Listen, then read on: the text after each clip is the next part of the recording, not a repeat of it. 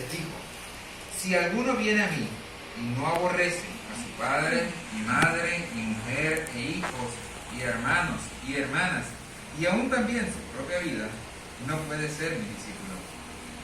Y el que no lleva su cruz y viene en pos de mí, no puede ser mi discípulo. Es interesante ver que Jesús ya en ese momento, o sea, ya es una persona de renombre, ¿no? Ya tiene una increíble cantidad de discípulos. No estamos hablando solamente de los apóstoles. Sabemos que él tenía bastantes discípulos y muchos seguidores, y vemos que en muchas ocasiones Jesús les recrimina una cosa, que la gran mayoría de las veces y la gran mayoría de la multitud lo seguía era por interés. Es como después de la alimentación, ellos lo seguían para todas partes, ¿verdad? Y él en una vez le dice: mira, ustedes vienen a mí no porque creen, sino porque comieron y se saciaron. Y le dice: no busquen. ¿Qué es lo que dice que no busquen? No busquen beneficio propio. No busquen o no me busquen a mí por interés. No me busquen para saciarlos de sus necesidades físicas. ¿Qué es lo que dice? Búsquenme a mí para saciar sus necesidades espirituales. Y es interesante que acá Jesús, y una de las cosas que siempre ha tenido Jesús, ¿no? Una de las cosas que siempre ha tenido Jesús es que él era fuerte a la hora de hablar y no se andaba con rodeos. Él agarraba y era directo, y él le decía las cosas como tenía que decírselas. Y muchas personas se fueron de él, o sea, se alejaron, dejaron de seguirle por la misma razón. Entonces aquí él está diciendo: mira, aquel que no aborrezca a todo lo que es importante para él en su vida, no puede ser discípulo mío. Entonces vamos a entrar un poco aquí en contexto, ¿no? Primeramente, el discípulo de Cristo tiene que estar dispuesto a dejarlo todo por él. Si empezamos a analizar en esta parte, en los primeros 2 versos, él está diciendo algo muy importante. No le dice: mira, tienen que dejar padre, madre, mujer, hijos, hermanos, hermanas y aún su propia vida. Desde los tiempos antiguos, la institución más antigua e importante ha sido la familia, desde siempre, desde que el Señor la constituyó. Y sabemos que cuando no hay una buena crianza, las generaciones que vienen, vamos a decir, las generaciones que van pasando, empiezan a fallar en muchas áreas. En los tiempos judíos, la familia era uno de los núcleos más importantes que podía tener. Antes de que el niño, o sea, antes de que los hijos pudieran ir a recibir una educación, en este caso los niños pudieran ir a recibir la educación, vamos a decir, de los primeros 5 libros de la Biblia, o sea, vamos a decir que antes de que pudieran entrar a la escuela, sus padres se encargaban de,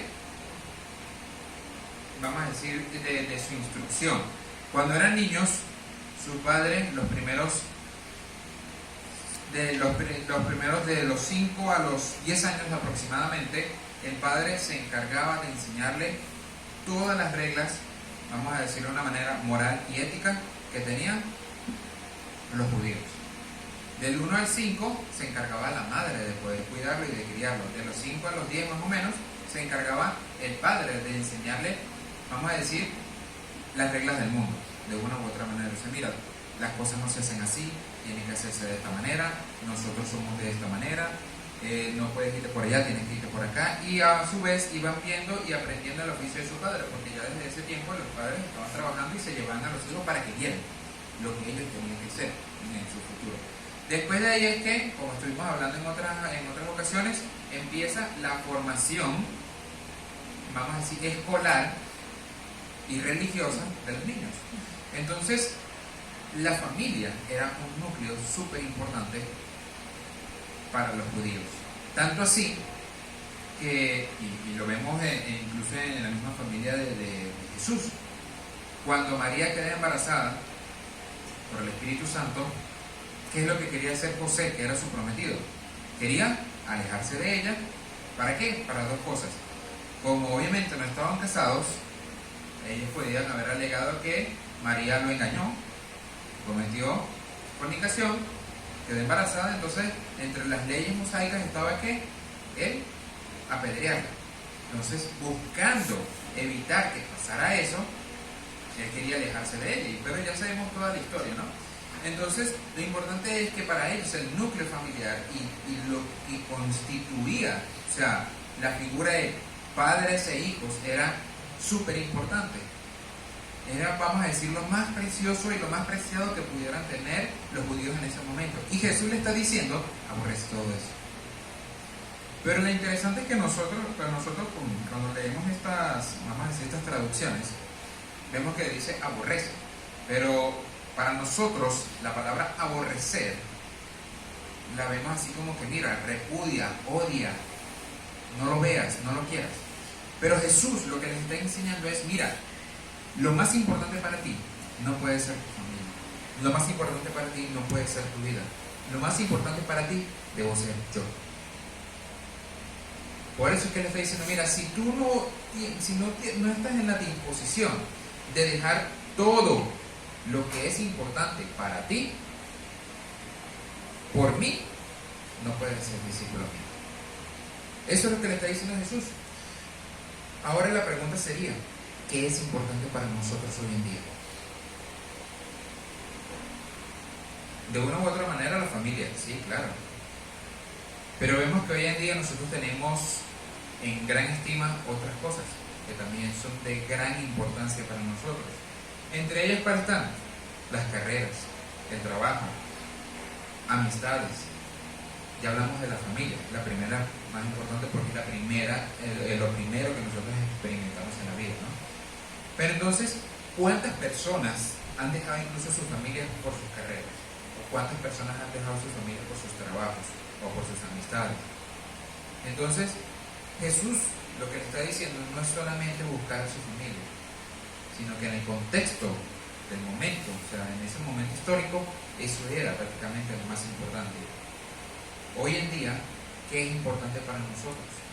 Y la pregunta sería, ¿estamos dispuestos a dejar lo más importante para nosotros por seguir a Cristo? ¿Estamos dispuestos a entender que aunque mi trabajo es muy importante porque por él es que yo puedo mantenerme, pero que eso no debería quitarme a mí el buscar de Dios y el participar en las cosas que Dios quiere que yo participe? ¿Estamos dispuestos a eso? ¿Estamos dispuestos a entender que muchas veces nuestra familia puede alejarnos de Dios y que por lo tanto tenemos que alejarnos de nuestra familia? Es interesante ver que Jesús eso es lo que le está diciendo a ellos. Él le dice, aquello que sea más preciado para ti, tienes que desecharlo, porque lo más preciado para ti debo ser yo. Eso es lo que le está diciendo Cristo a sus discípulos en ese momento y es lo mismo que nos dice a nosotros. ¿Estás dispuesto a dejar todo por mí? Porque el que no lo haga no puede ser discípulo mío. Estamos hablando de que Jesús tenía una increíble cantidad de seguidores y por esa razón la gran mayoría se fue. Porque le dijeron la verdad. Le dijeron, mira, ser discípulo mío no es fácil. Porque hay cosas que tú quieres valorar más que mis enseñanzas y más que yo mismo. Y por lo tanto, tienes que entender de que si tú quieres seguirme a mí, yo tengo que ser lo más importante para ti. Y a eso llevamos a lo siguiente, ¿no? El costo de seguirlo tiene que ser meditado con calma, con paciencia, con una mente fría. Si leemos los demás versículos, vamos a leer del 28 al 30 del mismo Lucas, ¿no? De Lucas capítulo 14, 28 al 30 nos dice: porque ¿quién de vosotros, queriendo edificar una torre, no se sienta primero y calcula los gastos a ver si tiene lo que necesita para acabarla? No sea que después que haya puesto el cimiento y no pueda acabarla, todos los que lo vean comiencen a hacer burla de él, diciendo: este hombre comenzó a edificar y no pudo acabar. Jesús le está diciendo, mira, ¿qué persona no se sienta primero a pensar las cosas antes de hacerlas. Y lo interesante es que, y vamos a hablar, porque no puedo hablar de todos los demás, sino que tenemos que hablar de nuestra cultura, de nosotros como venezolanos. Muchas veces utilizamos el dicho de como vamos yendo, o como vamos viendo, vamos haciendo, ¿verdad? Bueno, ahí vamos viendo, decimos, y que, ay, ¿cómo vamos a hacer? Vamos a esperar que llegue y ahí vamos a ver qué hacemos. Así somos muchas veces. ¿Por qué? Porque no nos gusta pensar, no nos gusta analizar las cosas que pueden ocurrir a causa de nuestras acciones, de nuestras decisiones. Y Jesús le está diciendo justamente que eso es lo que nosotros no tenemos que hacer. Él les pone un ejemplo. Mira, ¿qué persona no se sienta primero a pensar si tiene todo lo necesario para hacer una obra antes de hacerlo? ¿Por qué? Porque la persona es, como vamos viendo, vamos haciendo. Hizo los cimientos, se dio cuenta que ya no tenía nada y lo tuvo que dejar hasta ahí porque ya no tenía con qué continuar. Él le está enseñando, él le dice, mira, tienes que dejar todo por mí. Porque, y él dice, tienes que pensarlo bien. Piensa bien si lo que tú estás dispuesto a hacer, o lo que tú dices que estás dispuesto a hacer, verdaderamente tienes esa disposición. Porque es difícil, lo está diciendo. Dice, piénsalo con calma, revisa, analiza. ¿Estoy dispuesto a verdaderamente dejar todo por Él? El Señor nos dice, mira, ustedes tienen una elección. Ustedes tienen la elección de a quién servir. O a sus deseos o a los míos. Eso es lo que prácticamente Jesús le está enseñando. Y Él le dice, piénsenlo cuidadosamente. Cuando sabemos los requerimientos de una obra, nosotros tenemos la potestad de decidir si la hacemos o no. Cuando sabemos lo que requiere ser discípulo de Cristo, nosotros tenemos la potestad de decidir si queremos verdaderamente ser discípulos de Él o no. Porque Él nos dio esa oportunidad de elección. El que planifica antes de hacer algo es sabio, pero necio aquel que hace todo sobre la marcha. Y eso es algo propio de nosotros. Hacemos todo sobre la marcha. ¿Cuántas veces nosotros no hemos hecho cosas sobre la marcha?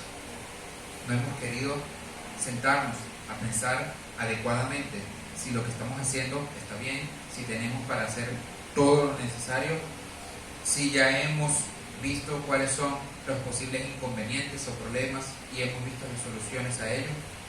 ¿Cuántas veces nosotros hemos pensado así?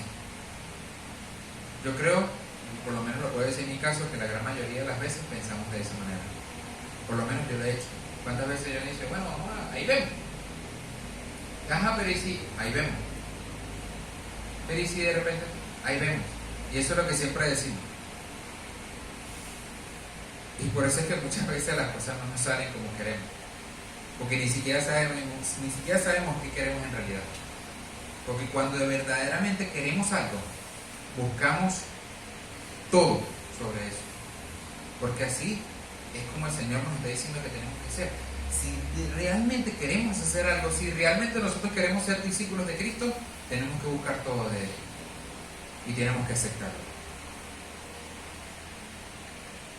Debemos rendirnos ante su poder para que se manifieste en nosotros. Si leemos los demás versículos del 31 al 33 nos dice: ¿o qué rey al marchar a la guerra contra otro rey no se sienta primero y considera si puede hacer frente con 10,000 al que viene con 20,000? Y si no puede, cuando el otro todavía está lejos, le envía una embajada y le pide condiciones de paz. Así pues, cualquiera de vosotros que no renuncia a todo lo que posee, no puede ser mi discípulo. Así termina esta enseñanza de Jesús. Le dice, mira, si ustedes no están dispuestos a renunciar a todo, no pueden ser discípulos míos. Y es interesante, ¿no? Porque ahora está utilizando la analogía del rey. Y era algo muy cierto. O sea, reyes sabios eran aquellos que cuando se sentaban y veían números, se daban cuenta que no tenían cómo resolver, buscaban eran condiciones de paz.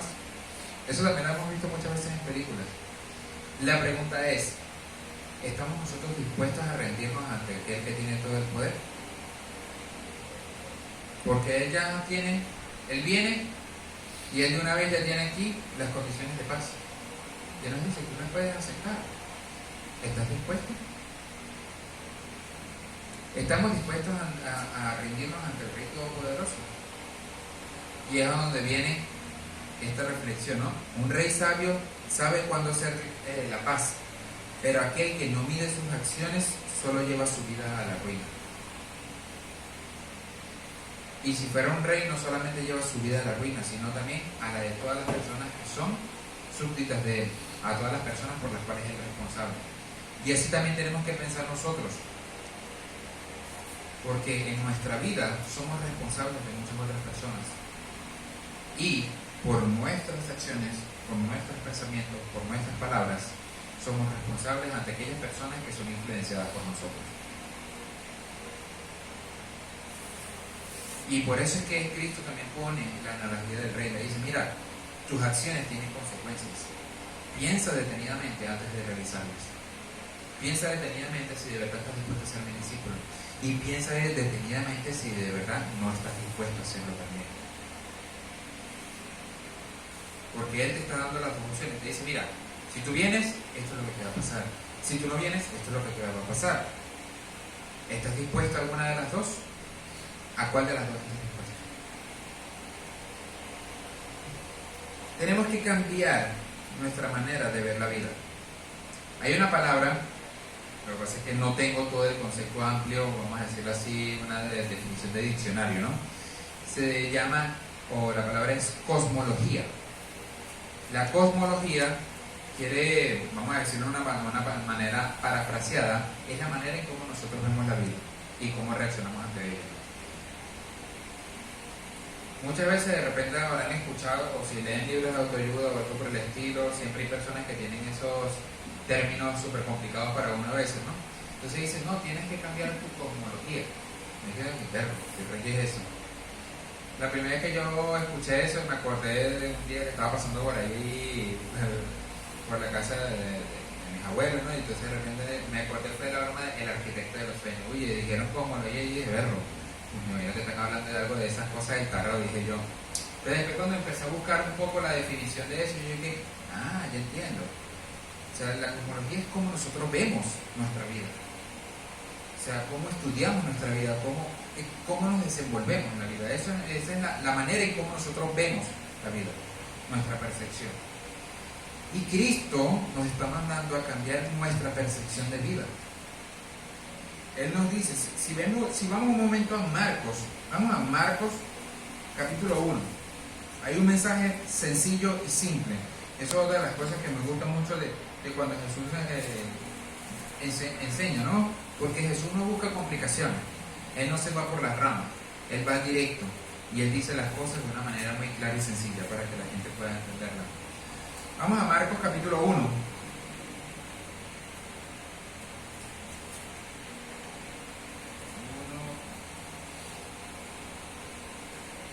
Marcos capítulo 1, vamos a leer desde el verso 14 y 15, dice: Después que Juan fue encarcelado, Jesús vino a Galilea predicando el evangelio del reino de Dios. Eso es cuando está empezando su ministerio. Diciendo, el reino de Dios, el tiempo se ha cumplido y el reino de Dios se ha acercado. Arrepentíos y creed en el evangelio. Sencillo, simple, claro. Él le dice, mira, el tiempo ya llegó. Y el reino se ha acercado. Arrepiéntanse y crean en el evangelio.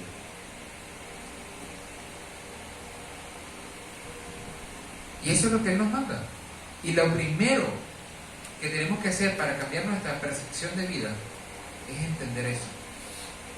El tiempo ha llegado, el reino de Dios se ha acercado, arrepentidos y creed en el evangelio. El punto es que la palabra creer para nosotros no es sencillamente adquirir la información, asimilarla y listo, sino que es asimilarla, colocarla en práctica, desarrollarla, perfeccionarla y de esa manera enseñársela a los demás. Y eso es lo que le está diciendo. Arrepiéntanse y crean en el evangelio, asimílenlo. que el Evangelio sea el principio y la base de su percepción de vida. Eso es lo que nos está diciendo. Si vamos a Romanos, vamos un momento a Romanos capítulo 12.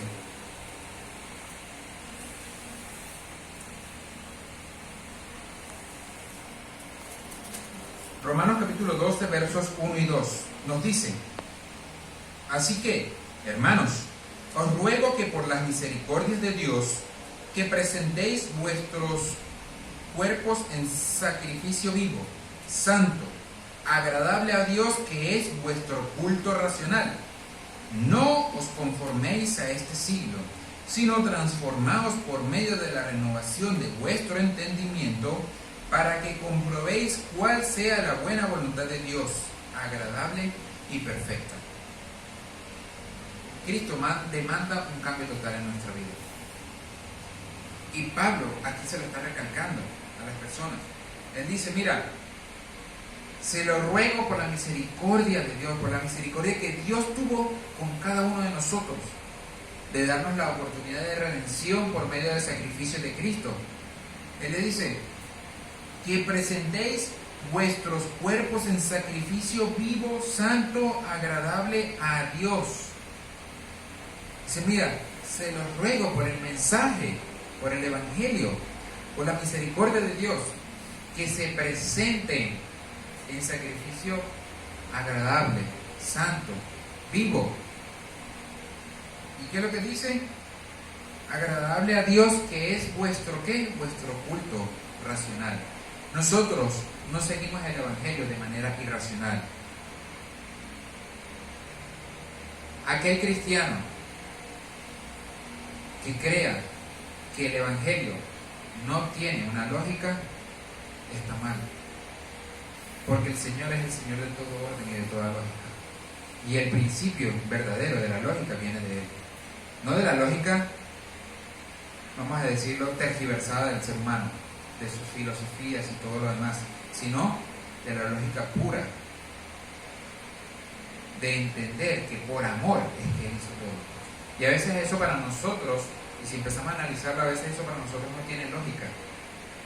Que el Ser Supremo, sabiendo desde antes de la fundación del mundo que la creación que él más iba a estar orgulloso de ella, la que más iba a amar, es la primera que le iba a traicionar, es la que le iba a seguir traicionando y repudiando, y que por lo tanto él iba a tener que enviar a su hijo a morir por cada uno de nosotros, y que aún así siguieran repudiándolo. Quizás una minoría estuviera con él y lo buscara, pero aún así la gran mayoría de su creación, de su hermosa y perfecta creación,